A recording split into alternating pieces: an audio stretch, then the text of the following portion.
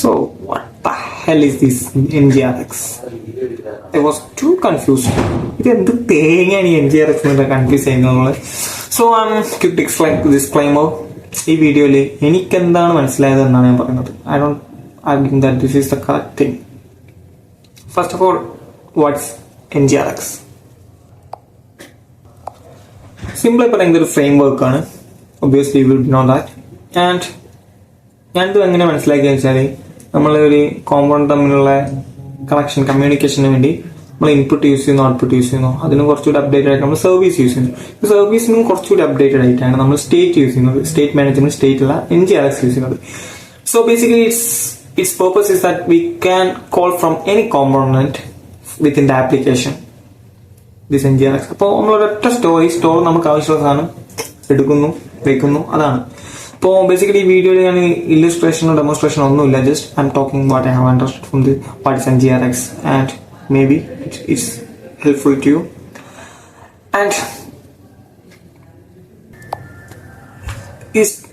NGRXന്റെ main components it's store, action, reducer, selector, effects and one entity.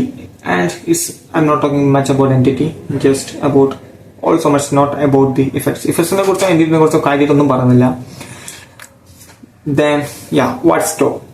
Store is a single source of truth where we put in the state. നമ്മൾ ഈ state ഒക്കെ create ചെയ്യുന്ന നമ്മൾ സ്റ്റോറിലാണ്. Store എന്നുള്ള ഒരു സ്റ്റാൻഡേർഡിൽ store എന്നുള്ള ഫോൾഡേഴ്സിലാണ് നമ്മൾ ഈ ആക്ഷൻസിനെയും റെഡ്യൂസിനെയും സെലക്ടേഴ്സിനെയും ഒക്കെ നമ്മൾ എഫക്ട്സിനൊക്കെ ഡിഫൈൻ ചെയ്ത് വെക്കുന്നത്.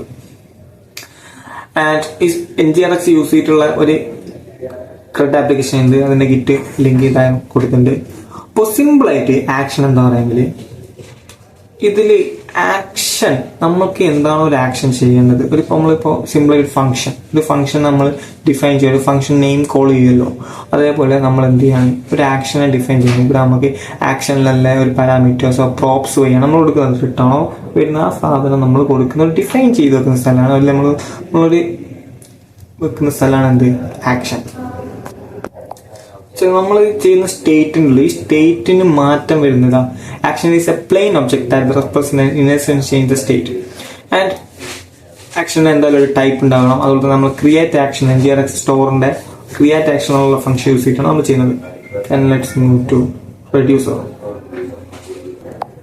നമ്മൾ ആക്ഷനിൽ എന്താണ് ചെയ്തത് വെച്ചാൽ അപ്പോൾ ഇതിന്റെ ഉള്ളിൽ നടക്കുന്ന ഫംഗ്ഷൻസ് അല്ലെങ്കിൽ ഇതിന്റെ ഉള്ളിൽ എന്ത് സംഭവിക്കണം, ഈ സ്റ്റേറ്റിന് എന്ത് മാറ്റം വരണം എന്ന് തീരുമാനിക്കുന്നത് റെഡ്യൂസർ വെച്ചാണ്. Reducer is A pure function that takes A current state. നമ്മൾ ഇപ്പോൾ നിലവിലുള്ള ഈ സ്റ്റേറ്റിനെ എടുക്കുന്നു, അതിന് വേണ്ട തിരിമറികൾ മോഡിഫിക്കേഷൻ ചെയ്യുന്നു, തിരിച്ചതേപോലെ അവിടെ വെക്കുന്നു. Simple, it's that simple. ഇപ്പോൾ റെഡ്യൂസർ അതാണ് ചെയ്യുന്നത്. ഇത് ഞാൻ വളരെ ബേസിക് ആയിട്ടുള്ള കാര്യമാണ് പറയുന്നത്. നിങ്ങൾക്ക് ഫർദർ മോറുള്ള we can do it. And one thing I want to tell that ആരെന്ത് പറയുന്നു കേൾക്കുക, അവർ എത്ര ശരിയെന്ന് നമ്മൾ അനുസരിക്കുക. അത് നമ്മൾ ഒരിക്കലും വീങ്ങാൻ നിൽക്കരുത്.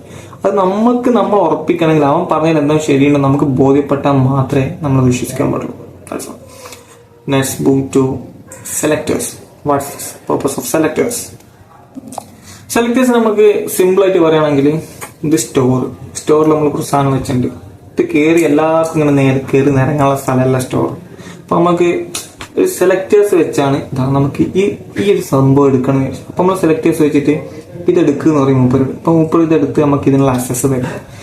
അതാണ് സെലക്ടേഴ്സിന്റെ ബേസിക്കലി. ഇത്ര സിമ്പിളാണ് സാധനം.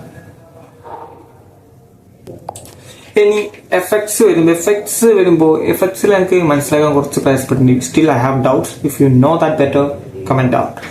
എഫക്ട്സ് എന്താ ഞാൻ മനസ്സിലാക്കിയ നമ്മൾ API കോൾസ്, ഈ ആക്ഷൻ വരുന്ന റെഡ്യൂസ് വരുന്ന സൈഡ് എഫക്ട്സ് ആയിട്ട് ബാക്കിയുള്ള അങ്ങനത്തെ കാര്യങ്ങളുണ്ടല്ലോ.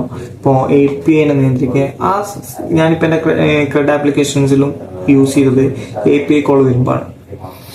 That's all. This is what I have learned about what I understand about NGRX. That's all.